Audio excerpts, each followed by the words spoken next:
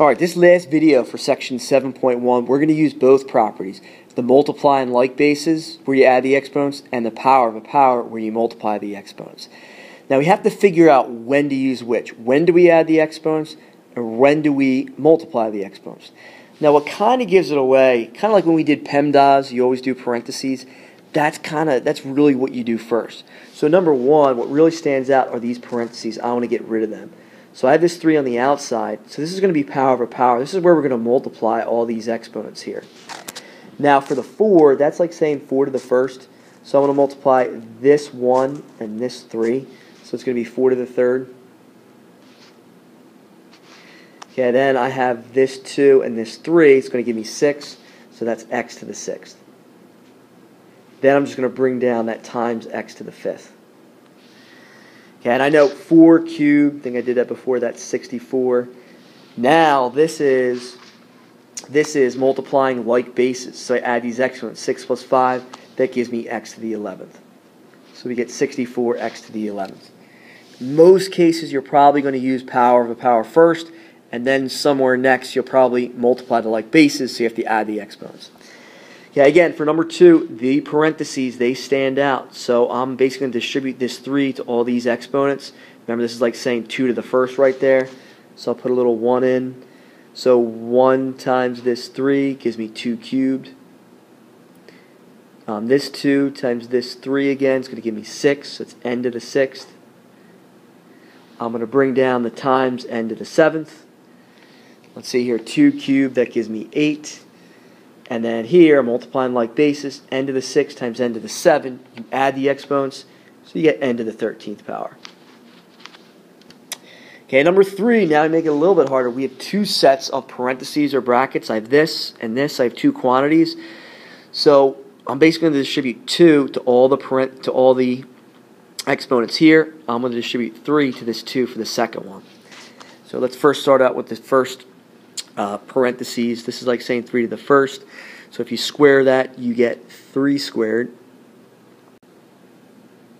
Okay, so you get 3 squared there. Then if I take the x, remember this is like saying x to the first. So when you square that, you get x squared. Okay, then the y to the 4th, if you square that, 4 times 2 is 8. So we get y to the 8th. Okay, then if I look at the second set, I have parentheses and I have brackets. Remember when I did this before, I think it was the last video, I can get rid of the brackets first. I can multiply these. This is an exponent 2, exponent 3, so it's going to give me 6. So I'll leave the parentheses, so it's going to be negative 2y, but then it's raised to the 6th. Okay, now let's bring this 3 squared, I know that's 9, so it's 9x squared, y to the 8th. Then if I do the second parentheses, this is like saying negative 2 to the 6th. So I'm going to still keep this in parentheses, negative 2 to the 6th. This is like saying y to the first. So 1 times this 6 gives me 6, so it's y to the 6th.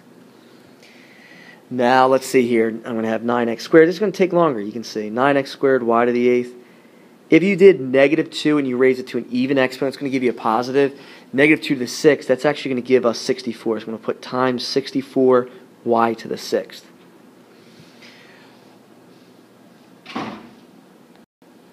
Okay, then if I multiply the 64 and the 9, that gives me 576. Again, you would obviously need your calculator for it. X squared, there's no other x's with it, so I'll get rid of the x.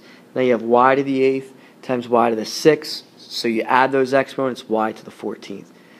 So this definitely took a little bit of work there. Okay, let's move on to number 4. Okay, number 4, again, I'm going to get rid of those parentheses first. So let's see here, this is like saying 2 to the first. So you're going to times it by this 2, so it becomes 2 squared.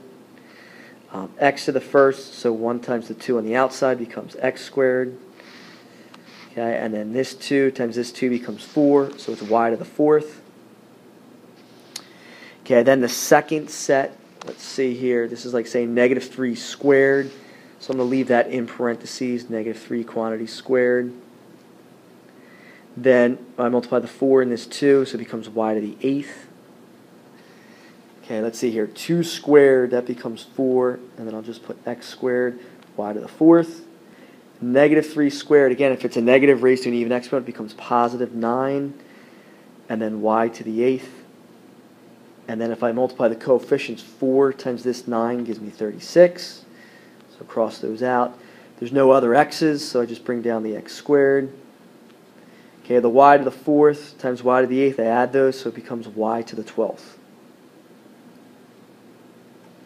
Okay, and I'll just leave it at that. Number 5 is pretty much the same thing. It's a little bit more difficult because you add another term in. There's 3 set of parentheses, but you need to get rid of those first, the parentheses, so they should stand out.